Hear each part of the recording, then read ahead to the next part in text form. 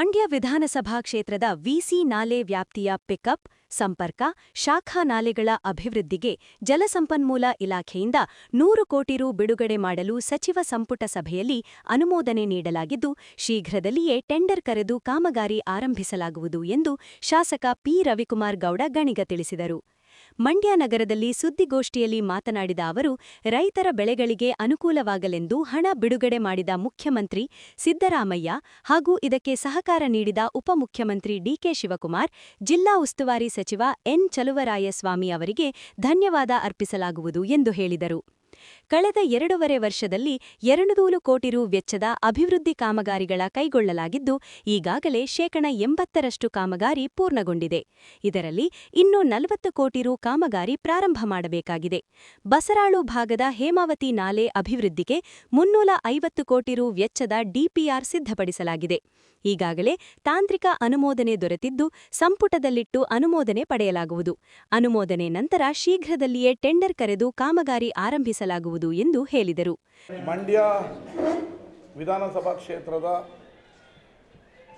ಬಹಳ ದಿನಗಳಿಂದ ತೊಂದರೆಯಾಗಿದ್ದಂಥ ವಿಶ್ವೇಶ್ವರಯ್ಯ ನಾಲೆಯ ಅಭಿವೃದ್ಧಿಗೆ ಮೊನ್ನೆ ಗುರುವಾರ ರಾತ್ರಿ ನಡೆದಂಥ ಕ್ಯಾಬಿನೆಟ್ನಲ್ಲಿ ಜಲಸಂಪನ್ಮೂಲ ಇಲಾಖೆಯ ವತಿಯಿಂದ ಕಾವೇರಿ ಶಾಖಾ ನಾಲೆಗಳಿಗೆ 100 ಕೋಟಿ ರೂಪಾಯಿಯನ್ನು ನಮ್ಮ ಸರ್ಕಾರ ಅನುಮೋದನೆಯನ್ನು ಕೊಟ್ಟಿದೆ. ಶೀಘ್ರದಲ್ಲೇ ಅದರ ಟೆಂಡರನ್ನು ಕರೆಯೋದು, ಏನು ನಮ್ಮ 50 ವರ್ಷಗಳಿಂದ ಇಲ್ಲಿವರೆಗೂ ಅಭಿವೃದ್ಧಿ ಆಗಿರಲಿಲ್ಲ, ಆ ನಾಲೆಗಳನ್ನು ಅಭಿವೃದ್ಧಿ ಮಾಡ್ತೀವಿ. ಅದಕ್ಕೆ 100 ಕೋಟಿ ರೂಪಾಯಿಯನ್ನು ಜಲಸಂಪನ್ಮೂಲ ಇಲಾಖೆಯಿಂದ ಕ್ಯಾಬಿನೆಟ್ನಲ್ಲಿ ಅಪ್ರೂವಲ್ ಕೊಟ್ಟಿರೋದಕ್ಕೆ ಮಾನ್ಯ ಮುಖ್ಯಮಂತ್ರಿಗಳಿಗೆ, ಉಪಮುಖ್ಯಮಂತ್ರಿಗಳಿಗೆ ಮತ್ತು ನಮ್ಮ ಉಸ್ತುವಾರಿ ಸಚಿವರಿಗೆ ನಾನು ಹೃದಯಪೂರ್ವಕವಾದ ಧನ್ಯವಾದಗಳನ್ನು ಹೇಳ್ತೀನಿ. ನಾನು ಈ 2.5 ವರ್ಷದಲ್ಲಿ ಈಗಾಗಲೇ 200 ಕೋಟಿ ರೂಪಾಯಿಯನ್ನು, ಒಂದು ಸರಿ 100 ಕೋಟಿ, ಇನ್ನೊಂದು ಸರಿ 20, 30, 10, 15 ಆ ಥರ 200 ಕೋಟಿ ರೂಪಾಯಿನ ಈಗಾಗಲೇ ಕಾಮಗಾರಿ 80% ಮುಗಿದಿದೆ. ನಮ್ಮ ಕ್ಷೇತ್ರದಲ್ಲಿ ಒಂದಿನ ನಿಮ್ಮನ್ನೆಲ್ಲರನ್ನೂ ಕರ್ಕೊಂಡೋಗಿ ತೋರಿಸ್ತೀವಿ. ಇನ್ನೊಂದು 2-3 ಕಾಮಗಾರಿ, 4-5 ಕಾಮಗಾರಿ, ಒಂದು 40 ಕೋಟಿದು ಸ್ಟಾರ್ಟ್ ಮಾಡಬೇಕಾಗಿದೆ. ಈಗಾಗಲೇ 200 ಕೋಟಿ ರೂಪಾಯಿಯಷ್ಟು ಕಾಮಗಾರಿ ಮುಗಿದಿದೆ. ಈಗ 100 ಕೋಟಿ ರೂಪಾಯಿಯನ್ನು ಕೊಟ್ಟಿದ್ದಾರೆ. ಅದಕ್ಕೆ ನಾನು ಅವರಿಗೆ ಹೃದಯಪೂರ್ವಕವಾದ ಅಭಿನಂದನೆಗಳ ಸಲ್ಲಿಸ್ತೀನಿ. ಇದರ ಜೊತೆಗೆ ಬಸರಾಳಿನ ಹೇಮಾವತಿ ನಾಲೆಯ ಅಭಿವೃದ್ಧಿಗೆ 350 ಕೋಟಿ ರೂಪಾಯಿದು DPR ಮಾಡಿದ್ವಿ. ಯಾಕಂದರೆ ಅಲ್ಲಿ ನಾಲೆಗಳೇ ಇಲ್ಲ, ಕಲ್ಲುಗಿಲ್ಲೆಲ್ಲ ಕಿತ್ಕೊಂಡೋಗಿದ್ದಾರೆ, ಟೂಬ್ ಕಿತ್ಕೊಂಡೋಗಿದ್ದಾರೆ. ಅದಕ್ಕೆ TVC ಅಂದರೆ ಟೆಕ್ನಿಕಲ್ ವಿಂಗಲ್ಲಿ ಅದಕ್ಕೂ ಅಪ್ರೂವಲ್ ಕೊಟ್ಟಿದ್ದಾರೆ. ಇದಕ್ಕೆ ಕೊಡ್ಬೋದು ಅಂತ ಟೆಕ್ನಿಕಲ್ ವಿಂಗಲ್ಲಿ ಕೊಟ್ಟಿದ್ದಾರೆ. ಅದಾದ ನಂತರ ಅದು ಕ್ಯಾಬಿನೆಟ್ಗೆ ಹೋಗಬೇಕು. 350 ಕೋಟಿ. ಈಗ ಮೊದಲ ಹಂತವಾಗಿ ಟೆಕ್ನಿಕಲಿ ಅಪ್ರೂವಲ್ ಕೊಟ್ಟಿದ್ದಾರೆ TVC ಇದರಲ್ಲಿ. ಅದು ತಜ್ಞರೆಲ್ಲ ಇರ್ತಾರೆ, ಈ ಕಾಮಗಾರಿ ಕೈಗೊಳ್ಳಬೇಕಾ ಬೇಡವಾ ಅನ್ನೋ ರೀತಿ ಅದು ಇರ್ತಾರೆ. ಅದು ಆ ಟೆಕ್ನಿಕಲಿ ವಿಂಗಲ್ಲಿ ಆ 350 ಕೋಟಿ ಕಾಮಗಾರಿ ಕೂಡ ಅಪ್ರೂವಲ್ ಆಗಿದೆ. ಮುಂದಿನ ದಿನಗಳಲ್ಲಿ ಅತಿ ಶೀಘ್ರದಲ್ಲಿ ಅದನ್ನು ಕ್ಯಾಬಿನೆಟ್ಗೆ ತಂದು ಅಪ್ರೂವಲ್ ಮಾಡಿಕೊಂಡು ನಮ್ಮ ಬಸರಾಳು ಭಾಗದ ಎಲ್ಲ ನಾಲೆಗಳನ್ನು ಅಭಿವೃದ್ಧಿ ಮಾಡಿದ್ದಾರೆ. ಸುದ್ದಿಗೋಷ್ಠಿಯಲ್ಲಿ ಮುಡಾ ಅಧ್ಯಕ್ಷ ಬಿಪಿ ಪ್ರಕಾಶ್, ಕಾಂಗ್ರೆಸ್ ಮುಖಂಡ ತ್ಯಾಗರಾಜು ಉಪಸ್ಥಿತರಿದ್ದರು. ಮಂಡ್ಯದಲ್ಲಿ ದಿ ರೈಲ್ವೆ ಕೋಆಪರೇಟಿವ್ ಬ್ಯಾಂಕ್ನ ಶಾಖೆಯನ್ನು ಬೃಹತ್ ಕೈಗಾರಿಕೆ ಸಚಿವರಾದ ಎಚ್.ಡಿ. ಕುಮಾರಸ್ವಾಮಿ ಉದ್ಘಾಟಿಸಿದರು.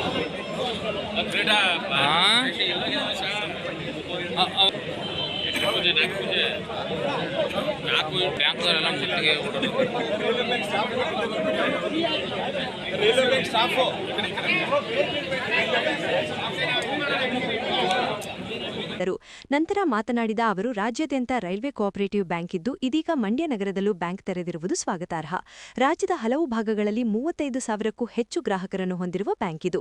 ರಾಷ್ಟ್ರೀಕೃತ ಬ್ಯಾಂಕ್ಗಳಲ್ಲಿ ಠೇವಣಿ ಹಣಕ್ಕೆ ಕಡಿಮೆ ಬಡ್ಡಿ ನೀಡುತ್ತಾರೆ, ಆದರೆ ರೈಲ್ವೆ ಕೋಆಪರೇಟಿವ್ ಬ್ಯಾಂಕ್ 8% ಬಡ್ಡಿಯನ್ನು ನೀಡುವುದು ಸ್ವಾಗತಾರ್ಹ. ಅಂದು ಮಹಾರಾಜರ ಕಾಲದಲ್ಲಿ ಶುರುವಾದ ಈ ಬ್ಯಾಂಕ್ ಉತ್ತಮವಾದ ರೀತಿಯಲ್ಲಿ ಕೆಲಸ ಮಾಡಿ ಈ ಸಂಸ್ಥೆ ಮಾಡಿರುವುದಕ್ಕೆ ಈ ಮಟ್ಟಕ್ಕೆ ಬಂದಿದೆ. ಸಾರ್ವಜನಿಕರಿಗೆ ಇನ್ನೂ ಹೆಚ್ಚಿನ ಕೆಲಸ ಮಾಡಿ ಎಂದು ಹೇಳಿದರು. ಸುಮಾರು 700 ಕೋಟಿಗೂ ಹೆಚ್ಚಿನ ಠೇವಣಿಯನ್ನು ಹೊಂದಿರತಕ್ಕಂಥ ಈ ಒಂದು ಬ್ಯಾಂಕು ರಾಷ್ಟ್ರೀಕೃತ ಬ್ಯಾಂಕ್ಗಳ ಸೇವೆಯನ್ನು ಅವರೇನು ಕೊಡ್ತಾ ಇದ್ದಾರೆ, ಅದೇ ರೀತಿಯಲ್ಲಿ ಎಲ್ಲ ರೀತಿಯ ಸೇವೆಯನ್ನು ಈ ಒಂದು ಬ್ಯಾಂಕ್ ಮುಖಾಂತರ ತಾವೇನು ತಮ್ಮ ಸದಸ್ಯರು ಸುಮಾರು 35,000ಕ್ಕೂ ಹೆಚ್ಚಿನ ಸದಸ್ಯರನ್ನು ಹೊಂದಿದ್ದೀರಿ. ರಾಜ್ಯದ ಹಲವಾರು ಭಾಗಗಳಲ್ಲಿ ಅವರು ಮನೆಗಳನ್ನು ಕಟ್ಟಬೇಕಾದ್ರೆ, ಸಮಸ್ಯೆಗಳಾಗಿ ಮನೆಯಲ್ಲಿ ಸಾಲವನ್ನು ಕೊಡಬೇಕಾದ್ರೆ ಎಲ್ಲ ರೀತಿಯಲ್ಲಿ ಈ ಒಂದು ನಿಮ್ಮ ಗ್ರಾಹಕರಿಗೆ ಉತ್ತಮವಾದ ಸೇವೆಯನ್ನು ಮಾಡ್ತಾ ಇದ್ದೀರಿ.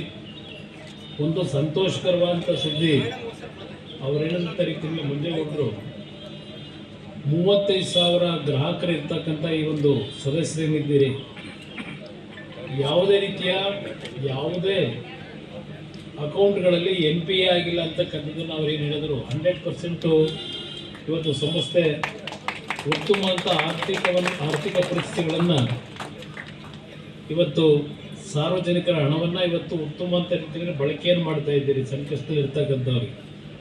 ಅದರ ಜೊತೆಗೆ ಇಲ್ಲಿ ಠೇವಣಿ ಇರ್ತಕ್ಕಂಥವ್ರಿಗೂ ಸುಮಾರು 8.25% ಬಡ್ಡಿಯನ್ನು ಕೊಡ್ತಕ್ಕಂಥದ್ದು ಬಹುಶಃ ನಮ್ಮ ರಾಷ್ಟ್ರೀಕೃತ ಬ್ಯಾಂಕ್ಗಳಿಗಿಂತ ಸ್ವಲ್ಪ ಹೆಚ್ಚಿನ ರೀತಿಯಲ್ಲಿ ಗ್ರಾಹಕರಿಗೆ ತಾವು ಸೇವೆಯನ್ನು ಕೊಡ್ತಾ ಇದ್ದೀರಿ. ಉತ್ತಮವಾದ ಕೆಲಸ ಮಾಡ್ತಾ ಇದ್ದೀರಿ. ಏಕೆಂದರೆ 105 ವರ್ಷಗಳು ಒಂದು ಕೋಆಪರೇಟಿವ್ ಬ್ಯಾಂಕ್ ನಡೆಯತಕ್ಕಂಥದ್ದು ಅಷ್ಟು ಸುಲಭ ಅಲ್ಲ. ಅಂದರೆ ಮಹಾರಾಜರ ಕಾಲದಲ್ಲಿ ಪ್ರಾರಂಭ ಆದಂಥ 1920 ಇಸ್ವಿನಲ್ಲಿ ಪ್ರಾರಂಭ ಆದಂಥದ್ದು ಈ ಮಟ್ಟಕ್ಕೆ ಬೆಳೀಲಿಕ್ಕೆ ಹಲವಾರು ಈ ಒಂದು ಸಂಸ್ಥೆಯ ನಿರ್ದೇಶಕರು ಅಧ್ಯಕ್ಷಗಳಾಗಿ ಉತ್ತಮವಾದಂಥ ರೀತಿಯಲ್ಲಿ ಅವರು ಪ್ರಾಮಾಣಿಕವಾಗಿ ಕೆಲಸವನ್ನು ಮಾಡಿದ್ರಿಂದ ಈ ಸಂಸ್ಥೆ ಇವತ್ತು ಈ ಮಟ್ಟಕ್ಕೆ ಬೆಳೆದಿರ್ತಕ್ಕಂಥದ್ದು. ಅದರಿಂದ ಈ ಸಂಸ್ಥೆ ಇನ್ನೂ ಹೆಚ್ಚಿನ ರೀತಿಯಲ್ಲಿ ನಾಡಿನ ಜನತೆಗೆ ಉತ್ತಮವಾದಂಥ ಸಾಲ ಸೌಲಭ್ಯಗಳನ್ನು ಕೊಡೋದು ಜೊತೆಗೆ ಅವರ ಒಂದು ಸಮಸ್ಯೆಗಳಿಗೆ ಪರಿಹಾರ ಕೊಡ್ತಕ್ಕಂಥದ್ದು ಇನ್ನೂ ಯಶಸ್ವಿಯಾಗಿ ಕೆಲಸವನ್ನು ನಿರ್ವಹಣೆ ಮಾಡಲಿ ಅಂತಕ್ಕಂಥ ಶುಭ ಹಾರೈಸಿ ನನಗೆ ಒಂದು ಕಾರ್ಯಕ್ರಮಕ್ಕೆ ಏನು ಬರಬೇಕು ಅಂತಕ್ಕಂಥ ಆಹ್ವಾನ ನೀಡಿದ್ರಿ. ನಿಮ್ಮೆಲ್ಲರಿಗೆ ಒಳ್ಳೆಯದಾಗಲಿ. ಮುಂದಿನ ಯುಗಾದಿ ಹಬ್ಬ ಮುಂದಿನ ವಾರ ಏನು ಆಚರಣೆ ಮಾಡ್ತಾ ಇದ್ದೇವೆ, ನಿಮ್ಮೆಲ್ಲರಿಗೂ ಈ ಅಡ್ವಾನ್ಸ್ ಆಗಿಯೇ ಎಲ್ರಿಗೂ ಯುಗಾದಿ ಹಬ್ಬದ ಶುಭ. ವೇದಿಕೆಯಲ್ಲಿ ದಿ ರೈಲ್ವೆ ಕೋಆಪರೇಟಿವ್ ಬ್ಯಾಂಕ್ನ ಅಧ್ಯಕ್ಷರಾದ ಡಾಕ್ಟರ್ ಮಂಜೇಗೌಡ, ಉಪಾಧ್ಯಕ್ಷ ಡಾಕ್ಟರ್ ಆನಂದ್ ಎಸ್, ನಿರ್ದೇಶಕರುಗಳಾದ ಹನುಮಂತು, ಯೋಗಾನಂದ ಮತ್ತು ಕುಮಾರ್, ಚಂದ್ರಶೇಖರ, ಯತಿರಾಜ್, ರಾಮನಂದನ್, ಮಂಜುನಾಥ್, ಶಿವಶಂಕರ್, ಉತ್ತೇಜ್, ಶ್ವೇತಾ, ನಿರ್ಮಲಾ, ಚಂದ್ರಶೇಖರ್, ನಂದಕುಮಾರ್ ಹಾಗೂ ಸಿಇಒ ಸೇರಿದಂತೆ ಸಿಬ್ಬಂದಿಗಳು ಉಪಸ್ಥಿತರಿದ್ದರು. ನಾನು ಯಾವಾಗ ಮಾತನಾಡಿದರೂ ವಿವಾದ ಆಗುತ್ತೆ. ನನ್ನ ಮಾತಿನಿಂದ ನೋವಾಗಿದ್ದರೆ ಕ್ಷಮೆ ಇರಲಿ ಎಂದು ನಿನ್ನೆ ಆದಿಚುಂಚನಗಿರಿ ಮಠದ ಪೀಠಾಧ್ಯಕ್ಷ ಶ್ರೀ ನಿರ್ಮಲಾನಂದನಾಥ ಸ್ವಾಮೀಜಿಯವರು ದಾರಿ ತಪ್ಪುತ್ತಿದ್ದಾರೆ ಎಂಬ ಹೇಳಿಕೆ ನೀಡಿದ್ದ ಶಾಸಕ ರಮೇಶ್ ಬಂಡಿಸಿದ್ದೇಗೌಡ ಭಾನುವಾರ ಕ್ಷಮೆಯಾಚಿಸಿದರು. ಮಂಡ್ಯ ನಗರದ ಪ್ರವಾಸಿ ಮಂದಿರದಲ್ಲಿ ಸುದ್ದಿಗಾರರೊಂದಿಗೆ ಮಾತನಾಡಿದ ಅವರು, ನಾನು ಯಾವಾಗ ಮಾತನಾಡಿದರೂ ವಿವಾದ ಆಗುತ್ತೆ. ನಾನು ಮಠ ಸರಿಯಿಲ್ಲ ಅಂತ ಹೇಳಿಲ್ಲ. ಹಿಂದೆ ಇದ್ದ ಶ್ರೀ ಬಾಲಗಂಗಾಧರನಾಥ ಸ್ವಾಮೀಜಿಗಳು ಎಲ್ಲರನ್ನೂ ವಿಶ್ವಾಸದಿಂದ ಇಟ್ಟುಕೊಂಡಿದ್ದರು. ಅವರು ಕಟ್ಟಿ ಬೆಳೆಸಿದ ಚುಂಚನಗಿರಿ ಮಠವನ್ನು ಸ್ವಾಮೀಜಿ ಬಿಟ್ಟು ಹೋದ ನಂತರ ಚೆನ್ನಾಗಿ ನಡೆಯಬೇಕು. ಆ ಭಾವನೆಯಲ್ಲಿ ನಾನು ಹೇಳಿದ್ದೆ ಅಷ್ಟೇ ಎಂದು ಸ್ಪಷ್ಟಪಡಿಸಿದರು. ಈಗಿನ ಪೀಠಾಧ್ಯಕ್ಷ ಶ್ರೀ ನಿರ್ಮಲಾನಂದನಾಥ ಸ್ವಾಮಿ ಬಗ್ಗೆ ಮಾತನಾಡುವ ದೊಡ್ಡ ವ್ಯಕ್ತಿ ನಾನಲ್ಲ. ಮಾತನಾಡುವ ಸಂದರ್ಭದಲ್ಲಿ ಸಣ್ಣ ಪದ ವ್ಯತ್ಯಾಸ ಆಗುತ್ತೆ. ಒಕ್ಕಲಿಗರ ಸಂಘದ ಅನೇಕರು ಮಾತನಾಡಿದ್ದಾರೆ. ಅವರ ಮನಸ್ಸಿಗೆ ನೋವಾಗಿದ್ರೆ ವಿಷಾದ ವ್ಯಕ್ತಪಡಿಸುತ್ತೇನೆ. ನಿರ್ಮಲಾನಂದನಾಥ ಸ್ವಾಮೀಜಿಯವರ ಮನಸ್ಸಿಗೆ ನೋವಾಗುವ ರೀತಿ ನಡೆದುಕೊಂಡಿಲ್ಲ. ನನ್ನ ಮಾತಿನಿಂದ ನೋವಾಗಿದ್ದರೆ ಕ್ಷಮೆಯಾಚಿಸುತ್ತೇನೆ ಎಂದರು. ನಾನು ನನ್ನ ಪದಗಳನ್ನೇ ನಾನು ಯಾವಾಗ ಮಾತಾಡಿದ್ರು ಕಾಂಟ್ರವರ್ಸೀಸು ಆಗೋ ಥರ ಆಗೋಯ್ತದೆ ಅನ್ನೋ ಭಾವನೆ ವ್ಯಕ್ತಪಡಿಸ್ತಾ ನಾನೇನು ಹೇಳಿದ್ದೀನಿ, ರಾಷ್ಟ್ರ ಮಟ್ಟದ ಅನೇಕ ಟಿ ವಿ ಮಾಧ್ಯಮದ ಮುಖ್ಯಸ್ಥರುಗಳು ನಮ್ಮ ಸ್ವಾಮೀಜಿ ಬಗ್ಗೆ ಭಾಳ ಗೌರವವಾಗಿ ಭಾಳ ಒಂದು ಅತ್ಯಂತ ಒಂದು ಭಾವನೆ, ಒಳ್ಳೆ ಭಾವನೆ, ಒಂದು ಅತ್ಯಂತ ಒಂದು ಗೌರವದ ಭಾವನೆ ಇಟ್ಕೊಂಡು ಇಷ್ಟೊಂದು ಒಳ್ಳೆ ವಿದ್ಯಾವಂತರು, ಇಷ್ಟೊಂದು ಅನುಭವ ಇರ್ತಕ್ಕಂಥವ್ರು ನಿಮ್ಮ ಮಠದ ಸ್ವಾಮೀಜಿ ಆಗಿರೋದು ಭಾಳ ತುಂಬ ಶ್ರೇಷ್ಠ. ಭಾಳ ಚೆನ್ನಾಗಿ ನಡ್ಕೊಂಡು ಹೋಗ್ತಾ ಇದ್ದಾರೆ ಅಂತ ಅವರು ಹೇಳಿದಂಥ ಮಾತನ್ನು ನಾನು ಮಾತಾಡ್ತಾ ಸಂದರ್ಭದಲ್ಲಿ ನಾನೇನು ನಮ್ಮ ಮಠ ಸರಿ ಇಲ್ಲ ಅಥವಾ ನಮ್ಮ ಚುಂಚನಗಿರಿ ಸಂಸ್ಥಾನದ ನಮ್ಮ ಹಿಂದೆ ಡಾಕ್ಟರ್ ಶ್ರೀ ಬಾಲಗಂಗಾಧರ ಸ್ವಾಮೀಜಿಯವರು ಕಟ್ಟಿದಂಥ ಮಠನ ನಡೆಸ್ತಾ ಇಲ್ಲ ಅಂತ ಹೇಳಲಿಲ್ಲ. ನಮ್ಮ ಒಂದು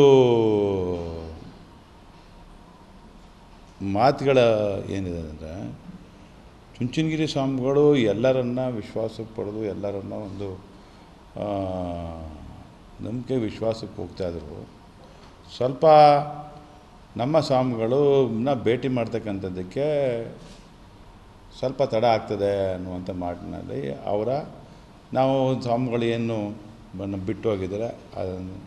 ಆ ಬಿಟ್ಟು ಹೋದಂಥ ಅವ್ರ ಮಾರ್ಗದರ್ಶನ, ಅವ್ರಿಗೆ ಬಿಟ್ಟಂಥ ಇದು ಸಂಸ್ಥೆಗಳನ್ನ ಉಳಿಬೇಕು, ಅದು ಬೆಳೆಸ್ತಾ ಇದ್ದೀರಿ. ಪ್ರಪಂಚಾದ್ಯಂತ ಅದನ್ನು ನಡೀತಾ ಇದೆ. ಅಷ್ಟೊಂದು ಅದರ ಭಾಗವಾಗಿ ಹೇಳಿದ್ದೀನಿ ಹೊರತು ನಾನು ವೈಯಕ್ತಿಕವಾಗಿ ನಮ್ಮ ಚುಂಚನಗಿರಿ ಮಠದ ಸ್ವಾಮಿಗಳಾದಂಥ ಡಾಕ್ಟರ್ ಶ್ರೀ ಬಾಲಗಂಗಾಧರ ಸ್ವಾಮೀಜಿಯವರ ಅವರ ಇದರಲ್ಲಿ ಅವ್ರು ಹೋದ್ಮೇಲೆ ಅವ್ರ ಸ್ಥಾನದಲ್ಲಿ ಕೂತಿರ್ತಕ್ಕಂಥ ನಿರ್ಮಲಾನಂದ ಸ್ವಾಮೀಜಿಯವ್ರ ಬಗ್ಗೆ ನಾನು ಅತ್ಯಂತ ಗೌರವವುಳ್ಳವನು. ಅವ್ರ ಬಗ್ಗೆ ನಾನು ಅಷ್ಟೊಂದು ದೊಡ್ಡ ವ್ಯಕ್ತಿನೂ ಅಲ್ಲ, ಅಷ್ಟೊಂದು ದೊಡ್ಡ ಮನುಷ್ಯನೂ ಅಲ್ಲ. ಅವ್ರ ಬಗ್ಗೆ ಮಾತಾಡ್ತಕ್ಕಂಥದ್ದು ನಾನು ವೈಯಕ್ತಿಕವಾದಂಥದ್ದು ಇಲ್ಲ, ಯಾರ್ದು ಇಲ್ಲ. ಇವತ್ತು ಸಂಸ್ಥೆ ಬೆಳೆಸ್ತಾ ಇದ್ದಾರೆ, ಸಂಸ್ಥೆ ಪ್ರಪಂಚಾದ್ಯಂತ ಬೆಳೀತಾ ಇದೆ ಅಂತ ಹೇಳಿದ್ದೀನಿ. ಎಲ್ಲರಿಗಿಂತ ಒಂದು ಒಳ್ಳೆಯ ಸಂಸ್ಥೆ ಆಗಬೇಕು ಅಂತ ಒಂದು ಸದ್ಭಾವನೆ ಇದೆ. ಆ ಸದ್ಭಾವನೆ ನಡ್ಕೊಂಡು ಹೋಗ್ಬೇಕು ಅಂತ ಭಾವನೆ ವ್ಯಕ್ತಪಡಿಸಿದ್ದೇನೆ ಹೊರತು ಏನು ಮಾತಾಡ್ತಕ್ಕಂಥ ಸಂದರ್ಭದಲ್ಲಿ ಒಂದೇ ಒಂದು ಸಣ್ಣ ಪದನೂ ವ್ಯತ್ಯಾಸಗಳು ಆಗ್ತದೆ, ಅದಕ್ಕೆ ಏನಾದ್ರು ನಮ್ಮ ಜನಕ್ಕೆ ನಮ್ಮ ಒಕ್ಕಲಿಗರ ಸಮಾಜದ ಅನೇಕ ಹಿರಿಯರು ಮಾತನಾಡಿದರು, ಅನೇಕ ಯುವಕರು ಮಾತನಾಡಿದರು. ಅವ್ರ ಭಾವನೆಗೆ ನಾನು ಧಕ್ಕೆ ತರ್ತಕ್ಕಂಥದ್ದು, ಅವ್ರ ಮನಸ್ಸಿಗೆ ನೋವಾಗಿದೆ ಅನ್ನುವಂಥದ್ದು ಭಾವನೆಗಳಿಗೇನಾದ್ರು ಆಗಿದ್ದರೆ ನಾನು ವಿಷಾದ ವ್ಯಕ್ತಪಡಿಸ್ತೀನಿ. ನಾನು ನಮ್ಮ ನಿರ್ಮಲಾನಂದ ಸ್ವಾಮಿಗಳಲ್ಲಿ ಅವರ ಒಂದು ವಿನಂತಿ ಮಾಡ್ತೇನೆ, ಮನವಿ ಮಾಡ್ತಾನೆ, ಪ್ರಾರ್ಥನೆ ಮಾಡ್ತಾನೆ, ತಾವು ಅನ್ಯತಾ ಭಾವಿಸ್ಬಾರ್ದು. ನನ್ನ ಮಾತುಗಳು ನೀವು ಇನ್ನಷ್ಟು ಎತ್ತರಕ್ಕೆ ಬೆಳೀಬೇಕು, ಇನ್ನಷ್ಟು ಈ ಸಮಾಜದ ಒಂದು ಮಠ ಅಂತಾರಾಷ್ಟ್ರೀಯ ಮಟ್ಟದಲ್ಲಿ ಎಲ್ಲರಿಗೆ ಆಶ್ರಯ ಕೊಡ್ತಕ್ಕಂಥ ಶಕ್ತಿ ಪಡಿಬೇಕು ಅನ್ನುವಂಥದ್ದನ್ನು ನಾನು ನಿಮ್ಮಲ್ಲಿ ಕೋರಿಕೆ ಮಾಡಿದ್ದೇನೆ ಹೊರತು ಯಾವುದೇ ನಿಮಗೆ ಮನಸ್ಸು ನೋವು ಮಾಡ್ತಕ್ಕಂಥದ್ದು ಅಥವಾ ನಿಮಗೆ ಇದನ್ನು ಮಾಡ್ತಕ್ಕಂಥದ್ದು ನಾನು ಮಾಡಿಲ್ಲ. ದಯಮಾಡಿ ಇದು ಮಾಧ್ಯಮಗಳ ಮುಖಾಂತರ ಬೇರೆ ಅದಕ್ಕೆ ಅರ್ಥ ಕಲ್ಪಿಸೋದು ಬೇಡ. ನನ್ನ ಮಾತುಗಳಿಂದ ನಮ್ಮ ಗುರುಗಳಾದಂಥ, ನಮ್ಮ ಮಠದ ಗುರುಗಳಾದಂಥ ಡಾಕ್ಟರ್ ಶ್ರೀ ನಿರ್ಮಲಾನಂದ ಸ್ವಾಮೀಜಿಯವರಲ್ಲಿ ನಾನು ವಿಷಾದ ವ್ಯಕ್ತಪಡಿಸ್ತೀನಿ. ಅವ್ರಿಗೆ ಅಷ್ಟೊಂದು ಬೇಜಾರು ಮಾಡ್ಕೊಳ್ಬೇಡ. ಅಷ್ಟೊಂದು ಬೇಜಾರಾಗಿದೆ ಅಂತ ಹೇಳಿದ್ರೆ ನಾನು ಕ್ಷಮೆನೂ ವಾಚಿಸಕ್ಕೆ ಸಿದ್ಧ ಇದ್ದೇನೆ. ಹೇಮಾವತಿ ಎಡದಂಡೆ ನಾಲೆಗಾಗಿ ಭೂಮಿ ನೀಡಿ 2.5 ದಶಕಗಳೇ ಕಳೆದರೂ ನ್ಯಾಯಯುತವಾದ ಪರಿಹಾರ ನೀಡದ ಸರ್ಕಾರದ ಧೋರಣೆಯನ್ನು ಖಂಡಿಸಿ ಇಂದು ಕೆಆರ್ಪೇಟೆ ತಾಲೂಕಿನ ವಿವಿಧ ಗ್ರಾಮಗಳ ರೈತರು ಮಂಡ್ಯ ಜಿಲ್ಲಾಧಿಕಾರಿಗಳ ಕಚೇರಿ ಮುಂದೆ ಬೃಹತ್ ಪ್ರತಿಭಟನೆ ನಡೆಸಿದರು. ಕೆಆರ್ಪೇಟೆ ತಾಲೂಕಿನ ಹೊಸಹೊಳಲು, ಚೌಡೇನಹಳ್ಳಿ, ಬಳ್ಳೇಕೆರೆ ಸೇರಿದಂತೆ ಸುತ್ತಮುತ್ತಲಿನ 10 ಗ್ರಾಮಗಳ 100 ರೈತರು ಭಾಗವಹಿಸಿ ಸರ್ಕಾರದ ವಿರುದ್ಧ ಘೋಷಣೆಗಳನ್ನು ಕೂಗಿದರು.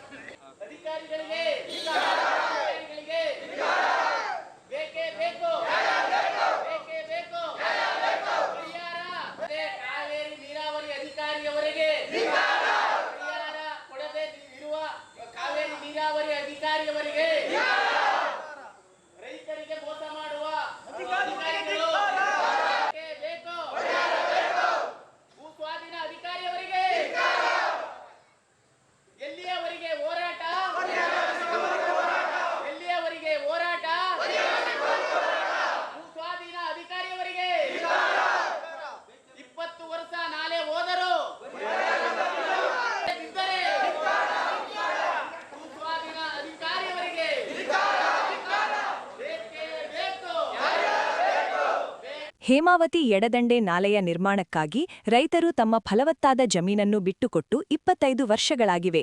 ಭೂಪರಿಹಾರ ನೀಡುವಂತೆ ಮಾನ್ಯ ನ್ಯಾಯಾಲಯವೇ ಆದೇಶ ನೀಡಿದ್ದರೂ ನೀರಾವರಿ ಇಲಾಖೆಯ ಅಧಿಕಾರಿಗಳು ಮತ್ತು ಜಿಲ್ಲಾಡಳಿತ ನ್ಯಾಯಾಲಯದ ಆದೇಶವನ್ನು ಗಾಳಿಗೆ ತೂರಿ ರೈತರನ್ನು ಕಚೇರಿಗಳಿಗೆ ಅಲೆದಾಡಿಸುತ್ತಿದ್ದಾರೆ ಎಂದು ರೈತರು ಆಕ್ರೋಶ ವ್ಯಕ್ತಪಡಿಸಿದರು. ಕಳೆದ 25 ವರ್ಷಗಳಿಂದ ಕಚೇರಿಯಿಂದ ಕಚೇರಿಗೆ ಅಲೆದರೂ ನಮಗೆ ನ್ಯಾಯ ಸಿಕ್ಕಿಲ್ಲ. ಅಧಿಕಾರಿಗಳ ಕಳ್ಳಾಟದಿಂದಾಗಿ ರೈತರು ಆರ್ಥಿಕವಾಗಿ ಕಂಗೆಟ್ಟಿದ್ದಾರೆ. ಕೂಡಲೇ ನಮ್ಮ ಜಮೀನಿನ ಹಣವನ್ನು ಬಡ್ಡಿ ಸಮೇತ ಬಿಡುಗಡೆ ಮಾಡಬೇಕು ಎಂದು ಪ್ರತಿಭಟನಾಕಾರರು ಒತ್ತಾಯಿಸಿದರು. ಹೊಸಳ್ಳು ನಾಲೆಗೆ ಸರ್ ನಮ್ಮದು ಒಂದು 30 ಕುಂಟೆ ನಮ್ಮದು.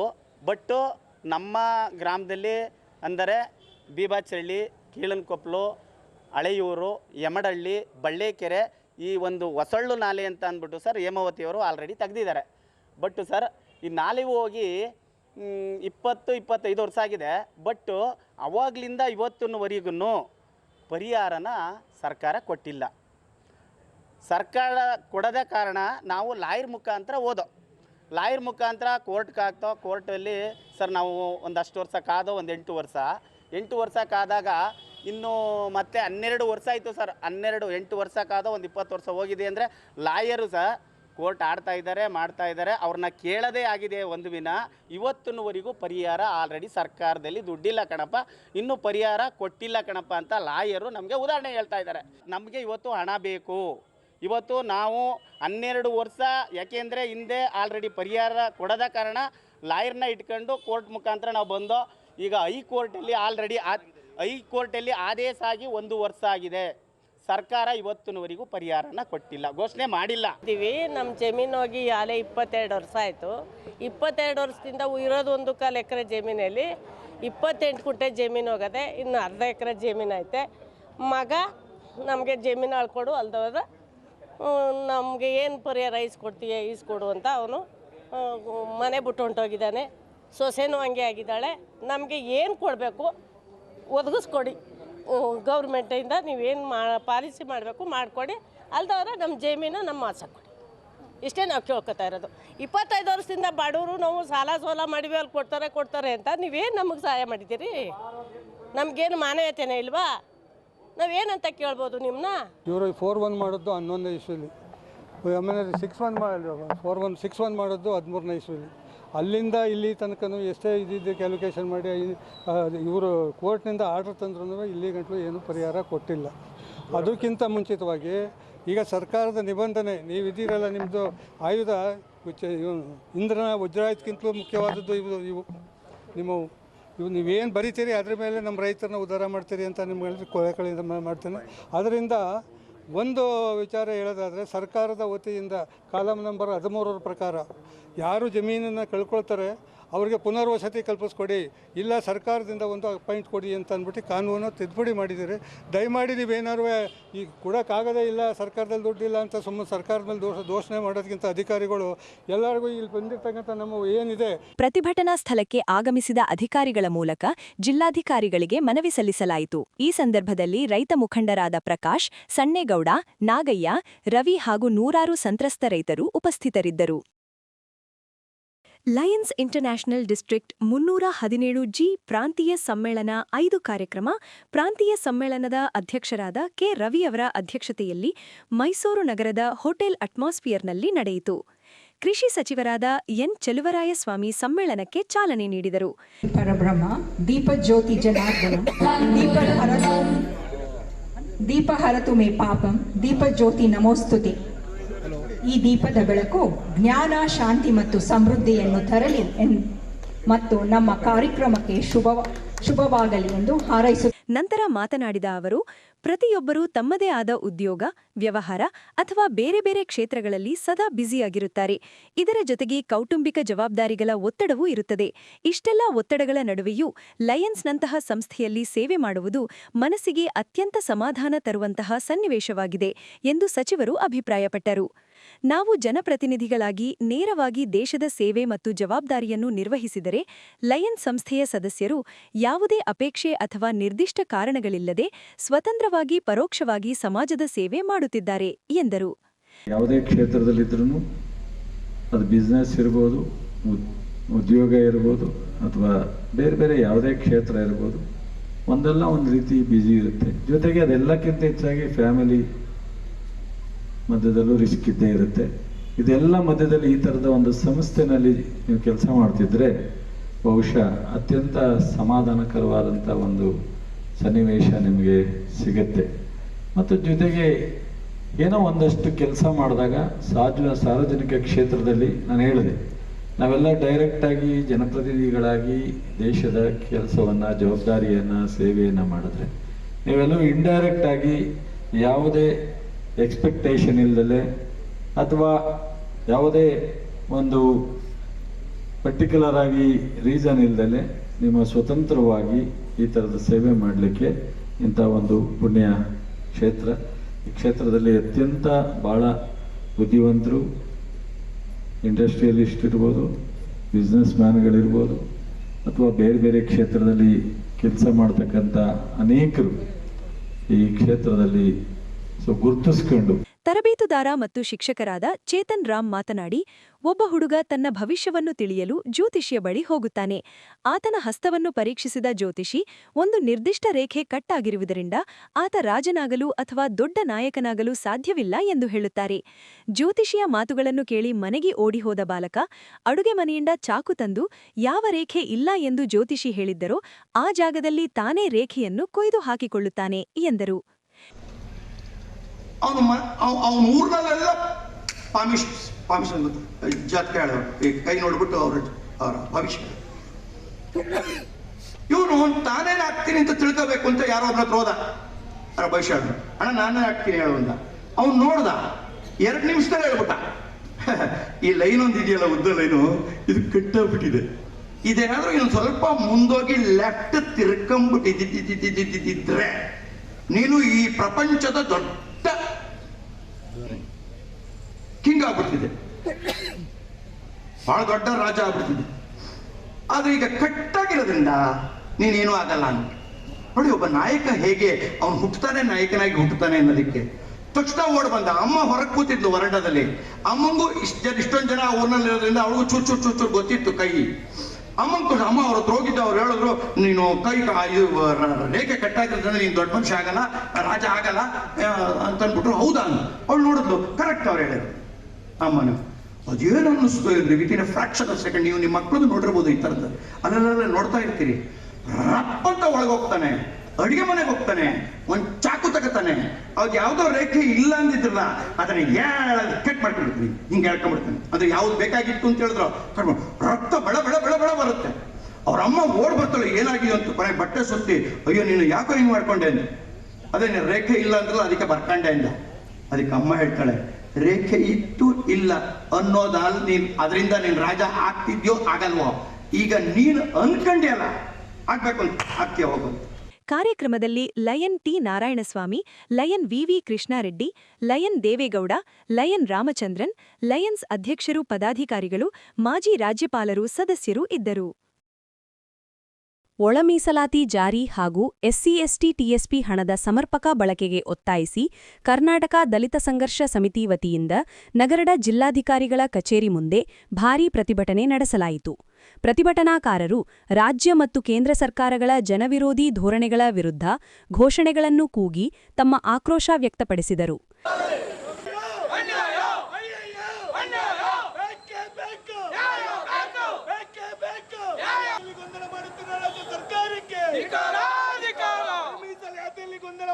ರಾಜ್ಯ ಸರ್ಕಾರಕ್ಕೆ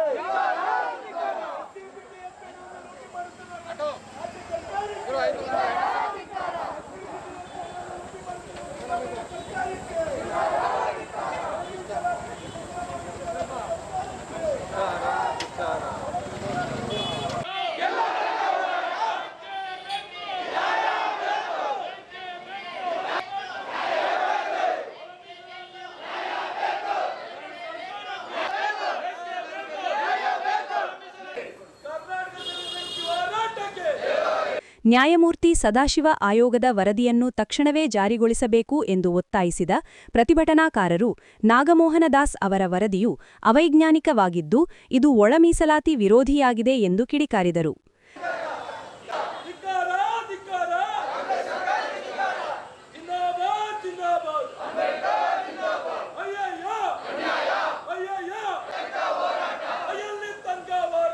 ರಾಜ್ಯ ಸರ್ಕಾರವು ದಲಿತರ ಕಲ್ಯಾಣಕ್ಕೆ ಮೀಸಲಿಟ್ಟ ಎಸ್ಸಿ/ಎಸ್ಟಿ ಟಿಎಸ್ಪಿ ಹಣವನ್ನು ಗ್ಯಾರಂಟಿ ಯೋಜನೆಗಳಿಗೆ ಬಳಸಿಕೊಳ್ಳುತ್ತಿರುವುದು ಸರಿಯಲ್ಲ.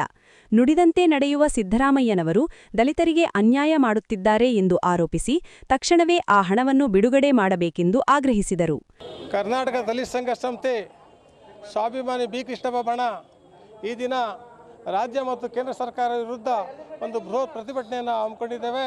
ಕಾರಣ ಏನಂದರೆ, ಇವತ್ತೇನು ನ್ಯಾಯಮೂರ್ತಿ ನಾಗಮೋಹನ್ ದಾಸ್ ಆಯೋಗದ ವರದಿ ಏನಿದೆ, ಆ ವರದಿಯನ್ನು ರಾಜ್ಯ ಸರ್ಕಾರ ಅಂಗೀಕಾರ ಮಾಡಿದೆ. ಅಂಗೀಕಾರ ಮಾಡಿದ್ಮೇಲೆ ಇವತ್ತು ವಲಯ ಸಮುದಾಯ ಮತ್ತು ಮಾದಿಗ ಸಮುದಾಯ ನಾವು ಇಬ್ಬರು ಅಣ್ಣ ತಮ್ಮನಾಗಿದ್ದು ಈ ರಾಜ್ಯದಲ್ಲಿ, ಈ ದೇಶದಲ್ಲಿ. ಇವತ್ತು ಬಾಬಾ ಸಾಹೇಬ್ ಅಂಬೇಡ್ಕರ್ ಅವರು ಒಂದು ಪರಿಕಲ್ಪನೆ ಕಂಡಿದ್ರು. ನನ್ನ ಜನ ಒಗ್ಗಟ್ಟಾಗಿ ಈ ದೇಶವನ್ನು ಆಳೋದನ್ನು ನನ್ನ ಕಣ್ಣಾರೆ ಕಾಣಬೇಕು ಅಂತೇಳಿ ಕನಸನ್ನು ಕಂಡಿದ್ರು. ಅವರ ಕನಸು ನನಸು ಮಾಡುವ ನಿಟ್ಟಿನಲ್ಲಿ ನಾವೆಲ್ಲ ಪ್ರಯತ್ನ ಪಡ್ತಿರೋ ಸಂದರ್ಭದಲ್ಲಿ ಮನುವಾದಿಗಳು ಒಳ ಮೀಸಲಾತಿಯ ಒಂದು ದ್ವೇಷದ ಕಿಚ್ಚನ್ನು ಹತ್ತಿಸಿದ ಪರಿಣಾಮ ಇವತ್ತು ಜಾತಿಗಳ ಮಧ್ಯೆ ಒಳ್ಳೆಯರು ಮಾದಿಗರು ಇವತ್ತು ಬೀದಿಯಲ್ಲಿ ಹೋರಾಟ ಮಾಡುವಂಥ ಪರಿಸ್ಥಿತಿ, ಹೊಡೆದಾಡಿಕೊಳ್ಳುವ ಪರಿಸ್ಥಿತಿ ನಿರ್ಮಾಣ ಆಗಿದೆ. ಈ ಪರಿಸ್ಥಿತಿ ಆಂಧ್ರದಲ್ಲಿ ಬಂದಿತ್ತು.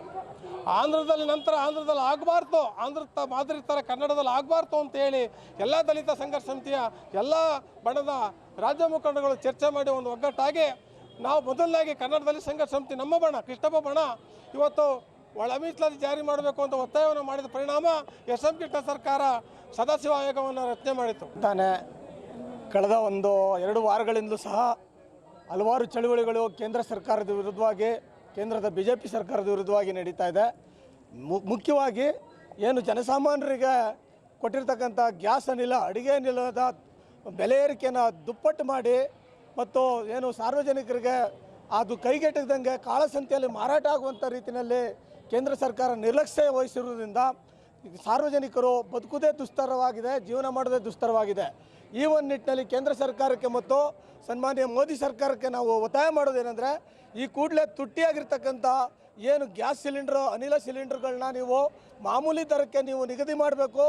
ಸಾಮಾನ್ಯ ಜನತೆಗೆ ಹೊರೆ ಆಗಬಾರ್ದು. ಮತ್ತು ಏನು ಅಂತಾರಾಷ್ಟ್ರೀಯ ಮಟ್ಟದಲ್ಲಿ ನಡೀತಾ ಇರ್ತಕ್ಕಂಥ ಯುದ್ಧದ ಒಂದು ನೆಪ ಒಡ್ಕೊಂಡು ನೀವು ಭಾರತ ದೇಶದ ಪ್ರಜೆಗಳಿಗೆ ಹೊರೆ ಏರ್ತಾ ಇರೋದು ಅಕ್ಷಮ್ಯ ಅಪರಾಧ.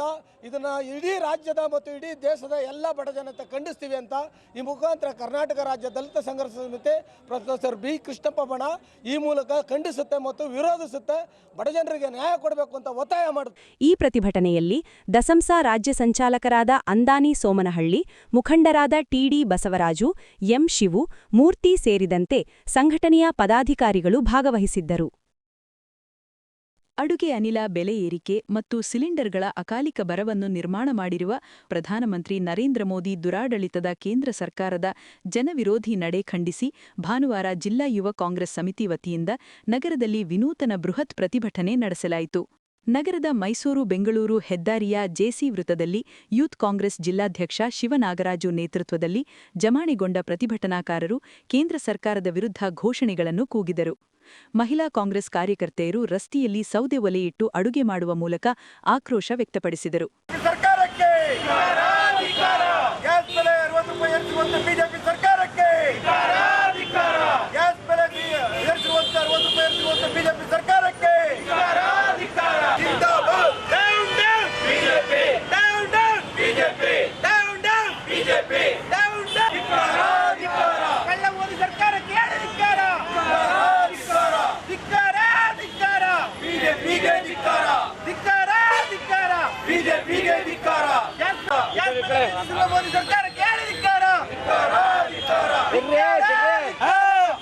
ಸಮಿತಿ ಅಧ್ಯಕ್ಷ ಶಿವನಾಗರಾಜು ಮಾತನಾಡಿ, ಕಾಂಗ್ರೆಸ್ ಸರ್ಕಾರದ ಜನಪರ ಯೋಜನೆಗಳನ್ನು ವಿರೋಧಿಸುವ ಬಿಜೆಪಿ ನಾಯಕರು ಚಂಬು ಹಿಡಿದು ಪ್ರತಿಭಟನೆ ಮಾಡುವುದನ್ನು ಬಿಟ್ಟು ಈಗ ಜನಸಾಮಾನ್ಯರಿಗೆ ತೊಂದರೆಯಾಗುತ್ತಿರುವ ಗ್ಯಾಸ್ ದರ ಮತ್ತು ಅಗತ್ಯ ವಸ್ತುಗಳ ಬೆಲೆ ಏರಿಕೆ ಖಂಡಿಸಿ ಪ್ರತಿಭಟನೆ ಮಾಡಲಿ. ಬಿಜೆಪಿ ನಾಯಕರಾದ ವಿಜಯೇಂದ್ರ ಮತ್ತು ಆರ್ ಅಶೋಕ್ ಹಾಗೂ ಬಿಜೆಪಿ ಕಾರ್ಯಕರ್ತರಿಗೆ ಎಲ್ಲಿ ಹೋಗಿದ್ದಾರೆ ಎಂದು ಪ್ರಶ್ನಿಸಿದರು. ಕೇಂದ್ರದ ಬಿಜೆಪಿ ಸರ್ಕಾರ ಪದೇ ಪದೇ ಇಂಧನ ಬೆಲೆಗಳನ್ನು ಏರಿಸುವ ಮೂಲಕ ಮಧ್ಯಮ ವರ್ಗ ಮತ್ತು ಬಡ ಜನರ ಮೇಲೆ ಭಾರಿ ಹೊರೆ ಹಾಕುತ್ತಿದೆ. ಯುಪಿಎ ಸರ್ಕಾರದ ಅವಧಿಯಲ್ಲಿ 350 ಇದ್ದ ಅಡುಗೆ ಅನಿಲದ ಬೆಲೆ ಈಗ 1000 ರೂಪಾಯಿಗೆ ತಲುಪಿದೆ. ಇದೇ ಜನತೆಗೆ ಕೇಂದ್ರ ನೀಡಿರುವ ಅಚ್ಚೇ ದಿನ್ ಕೊಡುಗೆ ಎಂದು ಟೀಕಿಸಿದರು. ಇಸ್ರೇಲ್ ಮತ್ತು ಅಮೆರಿಕ ವಿರುದ್ಧ ಯುದ್ಧ ನಡೀತಾ ಇದೆ. ಅದಕ್ಕೆ ನಮ್ಮ ಮೋದಿಯವರು ಅವರಿಗೆ ಮೊರೆ ಹೋಗ್ಬಿಟ್ಟಿದ್ದಾರೆ. ಅವರು ಮೊರೆ ಹೋಗಿ ಸಿಲಿಂಡರ್ ಬೆಲೆ ಜಾಸ್ತಿ ಮಾಡಿದ್ದಾರೆ. ನಮ್ಮ ರಾಜ್ಯ ಮತ್ತು ನಮ್ಮ ದೇಶನೇ ಹಾಳು ಮಾಡ್ತಾರಂತ ಕೆಲಸ ಮಾಡ್ತಿದ್ದಾರೆ. ಅದನ್ನು ವಿರುದ್ಧವಾಗಿ ನಾವು ಪ್ರತಿಭಟಿಸ್ತಾ ಇದ್ದೀವಿ. ಇವತ್ತು ನಮ್ಮ ಜಿಲ್ಲೆಯಲ್ಲ, ಇಡೀ ಎಂಟೈರ್ ಕರ್ನಾಟಕದಲ್ಲಿ ಈ ಪ್ರತಿಭಟನೆ ಜೋರಾಗಿ ನಡೀತಾ ಇದೆ. ಯಾಕೆ ಅಂತಂದರೆ ಈ ಮೋದಿಯವರು ಮಾಡುವಂಥ ಕೆಲಸ ನಮ್ಮ ದೇಶನೇ ಹಾಳು ಮಾಡ್ತಾಯಿದ್ದಾರೆ. ಜನಸಾಮಾನ್ಯರ ಬದುಕಲು ಆಟ ಆಡ್ತಾಯಿದ್ದಾರೆ. ಜನಗಳಿಗೆ ತುಂಬ ಹಾನಿ ಉಂಟಾಗ್ತಾಯಿದೆ. BJP ಮಾಡುವಂಥ ಕೆಲಸ ಏನು ಅಂದರೆ ದಂಗೆ ಏಳ್ಸೋ ಕೆಲಸ ಮಾಡ್ತಾರೆ. ದಂಗೆ ಏಳಿಸಿ ಬರೀ ಜನರನ್ನ ಹಾಳು ಮಾಡೋ ಕೆಲಸ ಮಾಡ್ತಾರೆ ಹೊರತು ಜನರು ಉದ್ಧಾರಕ್ಕಾಗಿ ಇವತ್ತು ಬರ್ಬೋದಿತ್ತು. ಆರ್ ಅಶೋಕಣ್ಣ ಬರ್ಬೋದಿತ್ತು, ವಿಜೇಂದ್ರ ಬರ್ಬೋದಿತ್ತು, ಶೋಭಾ ಕರಂದ್ಲಾಜೆ ಬರ್ಬೋದಿತ್ತು. ಯಾರು ಗೊತ್ತಿಲ್ಲ. ಇದೇ ನಮ್ಮ ಸರ್ಕಾರ ಏನಾದರೂ ಒಂದು ಒಳ್ಳೆಯ ಕೆಲಸ ಮಾಡೋಕೆ ಹೋಗ್ತೀನಿ ಅಂದರೆ ಚೊಂಬ್ ಮಾತಿಗೂ ಚೊಂಬ್ ಬಿಡ್ಕೊಬರ್ತಾರೆ. ಅಟ್ಲೀಸ್ಟ್ ಇವತ್ತು ಒಂದು ಲೋಟ ಇಟ್ಕೊಂಡು ಬೀದಿಗಿಳಿತಲ್ಲ ಅವರು. ಯಾಕೆಂದರೆ BJP ವಿರುದ್ಧ ಮಾತಾಡೋರು ಅವ್ರು ಡೈಪರ್ ಹಾಕಿ ಓಡಾಡ್ತಾರೆ ಎಲ್ಲ. ಆಲ್ಮೋಸ್ಟ್ ಅಲ್ಲಿ ವಿಜೇಂದ್ರ ಇರ್ಬೋದು, ಆರ್ ಅಶೋಕಣ್ಣ ಇರ್ಬೋದು, ಈ ಶೋಭಾ ಕರಂದ್ಲಾಜೆ ಎಲ್ಲ ಡೈಪರ್ ಹಾಕಿ ಓಡಾಡ್ತವ್ರೆ. ಯಾಕೆಂದರೆ BJP ವಿರುದ್ಧ ಮಾತಾಡೋ ಧೈರ್ಯ ಬೇಕು ಅವ್ರಿಗೆ. ಅವ್ರ ಬಗ್ಗೆ ಮಾತಾಡಿದ್ರೆ ಒಂದೆರಡು ಎಲ್ಲ ಆಗ್ಬಿಡ್ತದೆ ಅವ್ರಿಗೆ. ಪ್ರತಿಭಟನೆಯಲ್ಲಿ ಯುವ ಸಮಿತಿಯ ಪದಾಧಿಕಾರಿಗಳಾದ ಸುನಿಲ್, ಅಭಿಲಾಷ್, ಮುನಾವರ್ ಪಾಷಾ, ಸುದ್ರುಲ್ಲಾ, ಗಾಂಧಿನಗರ ಚೇತನ್, ಗಣೇಶ್, ಪಾಪು, ನಿಂಗರಾಜು, ಪ್ರಕಾಶ್, ಜಾರ್ಜ್ ಮೋಹನ್ ಕುಮಾರ್, ಧನಂಜಯ ಸೇರಿದಂತೆ ಹಲವರು ಹಾಜರಿದ್ದರು.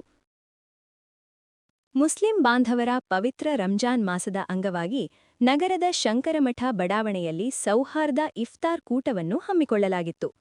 ಮಾಜಿ ಮುಡಾ ಅಧ್ಯಕ್ಷರಾದ ನಹೀಂ ಅವರ ನೇತೃತ್ವದಲ್ಲಿ ನಡೆದ ಈ ಕಾರ್ಯಕ್ರಮವು ಹಿಂದೂ ಮುಸ್ಲಿಂ ಬಾಂಧವ್ಯಕ್ಕೆ ಸಾಕ್ಷಿಯಾಯಿತು. ಕಾರ್ಯಕ್ರಮದಲ್ಲಿ ಮುಖ್ಯ ಅತಿಥಿಗಳಾಗಿ ಭಾಗವಹಿಸಿದ್ದ ಮಂಡ್ಯ ಕ್ಷೇತ್ರದ ಶಾಸಕ ಗಣಿಗ ರವಿಕುಮಾರ್ ಅವರು ಉಪವಾಸ ಮುರಿಯುತ್ತಿದ್ದ ಮುಸ್ಲಿಂ ಬಾಂಧವರಿಗೆ ಸ್ವತಃ ತಾವೇ ಊಟ ಬಡಿಸುವ ಮೂಲಕ ಸರಳತೆ ಮತ್ತು ಸೌಹಾರ್ದತೆಯನ್ನು ಮೆರೆದರು.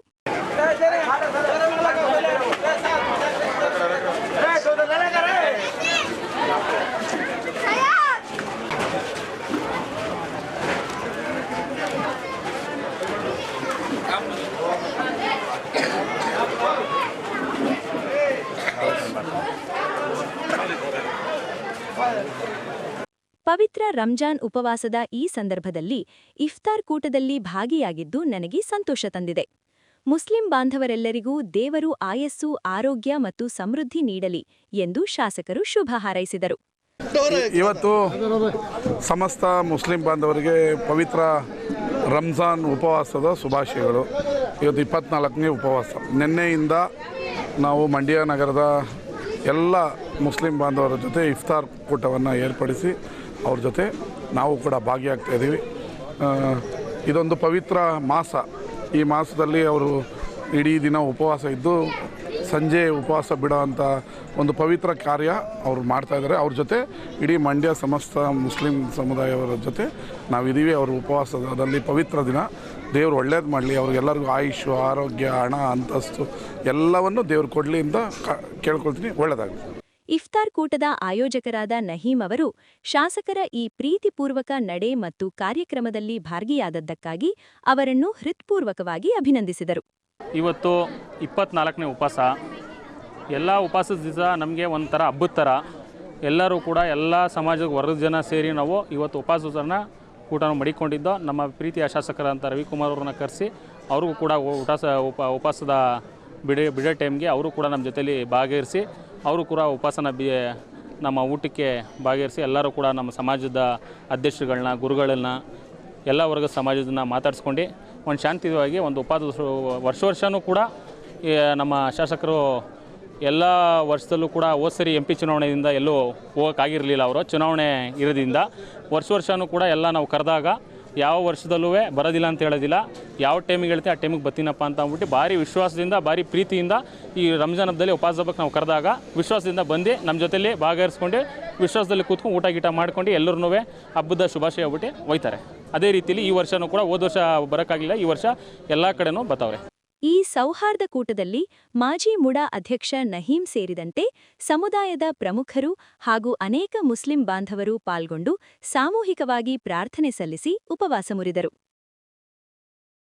ಮಡಿವಾಳ ಸಮುದಾಯವನ್ನು ಪರಿಶಿಷ್ಟ ಜಾತಿ ಪಟ್ಟಿಗೆ ಸೇರಿಸುವಂತೆ ಆಗ್ರಹಿಸಿ ಬೆಂಗಳೂರಿನ ಫ್ರೀಡಂ ಪಾರ್ಕ್ನಲ್ಲಿ ನಡೆಯುವ ಅಹೋರಾತ್ರಿ ಪ್ರತಿಭಟನೆ ಬೆಂಬಲಿಸಿ ಮಂಡ್ಯದ ಮಡಿವಾಳ ಸಮಾಜದವರು ನೂರಾರು ಸಂಖ್ಯೆಯಲ್ಲಿ ಬೆಂಗಳೂರಿಗೆ ತೆರಳಿದರು. ನಗರದ ರೈತ ಸಭಾಂಗಣದ ಆವರಣದಿಂದ ಬಸ್ಸಿನಲ್ಲಿ ಬೆಂಗಳೂರಿಗೆ ಮಡಿವಾಳ ಸಮಾಜದವರು ತೆರಳಿದರು. ಮಂಡ್ಯ ಜಿಲ್ಲಾ ಮಡಿವಾಳ ಮಾಚಿದೀವ ಸಂಘದ ಅಧ್ಯಕ್ಷ ಡಿ. ರಮೇಶ್ ಮಾತನಾಡಿ, ಮಡಿವಾಳ ಸಮುದಾಯವನ್ನು ಪರಿಶಿಷ್ಟ ಜಾತಿ ಪಟ್ಟಿಗೆ ಸೇರಿಸುವಂತೆ ರಾಜ್ಯ ಸರ್ಕಾರವನ್ನು ಒತ್ತಾಯಿಸಿ ಬೆಂಗಳೂರಿನ ಫ್ರೀಡಂ ಪಾರ್ಕ್ನಲ್ಲಿ ಅಹೋರಾತ್ರಿ ಪ್ರತಿಭಟನೆಗೆ ಮಂಡ್ಯ ಜಿಲ್ಲಾ ಮಡಿವಾಳ ಸಮಾಜದವರು ಬೆಂಬಲ ಸೂಚಿಸಿದ್ದೇವೆ ಎಂದು ತಿಳಿಸಿದರು.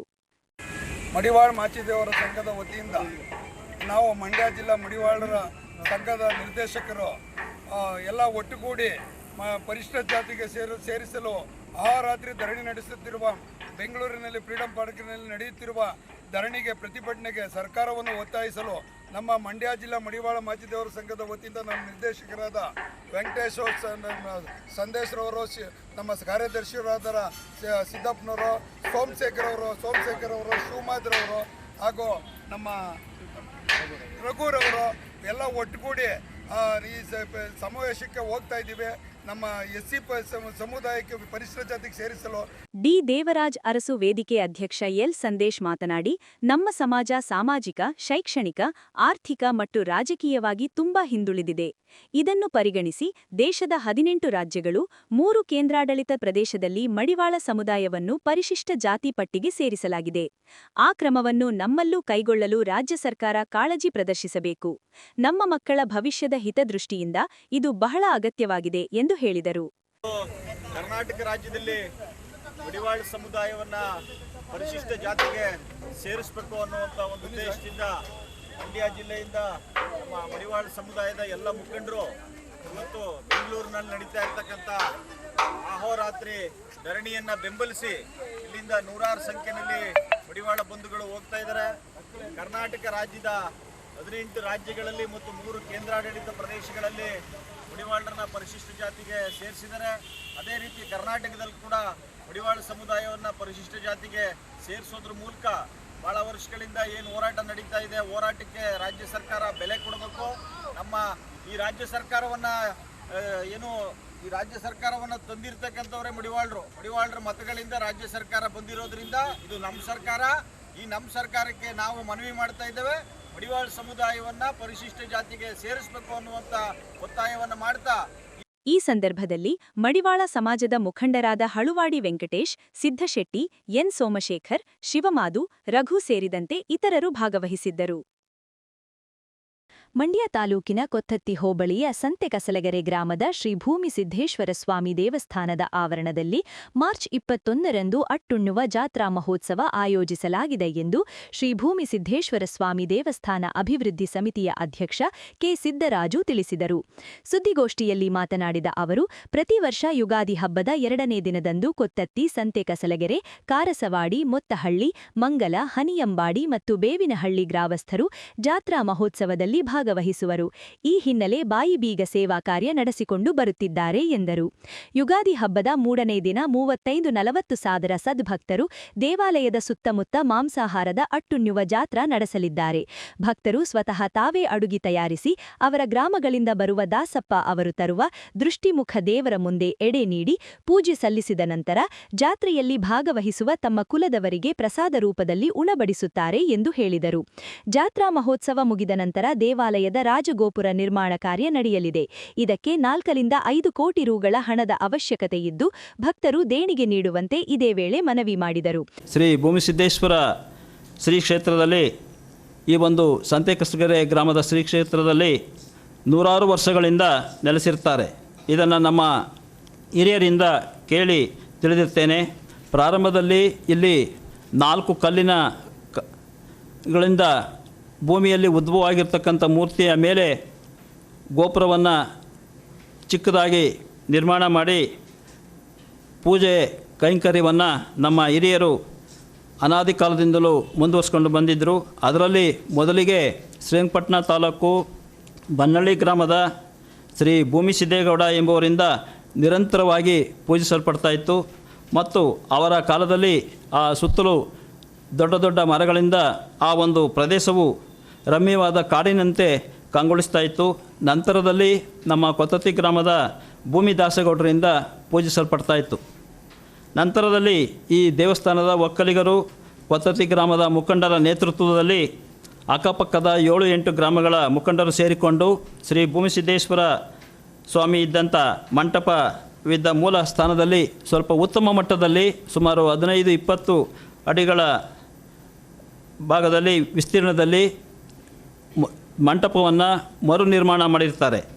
ಆನಂತರ 1999 2000ನೇ ವರ್ಷದಲ್ಲಿ ಅಸ್ತಿತ್ವಕ್ಕೆ ಬಂದಂಥ ಏನು ಈ ಶ್ರೀ ಭೂಮಿಸಿದ್ದೇಶ್ವರ ಅಭಿವೃದ್ಧಿ ಸಮಿತಿಯನ್ನು ರಚಿಸಿಕೊಂಡು ಆ ಒಂದು ಎಲ್ಲ ಒಕ್ಕಲಿನ ಜನಗಳು ಸೇರಿಕೊಂಡು ಆ ಒಂದು ಸಮಿತಿಯನ್ನು ನೋಂದಾವಣಿ ಮಾಡಿಕೊಂಡು ತದನಂತರದಲ್ಲಿ ಅಲ್ಲಿ ಹಿಂದಿನಂತೆ ಹಬ್ಬ ಹರಿದಿನಗಳನ್ನು ಉತ್ಸವಗಳನ್ನು ನಿರಂತರವಾಗಿ ನಡೆಸ್ಕೊಂಡು ಬಂದಿರ್ತಾರೆ.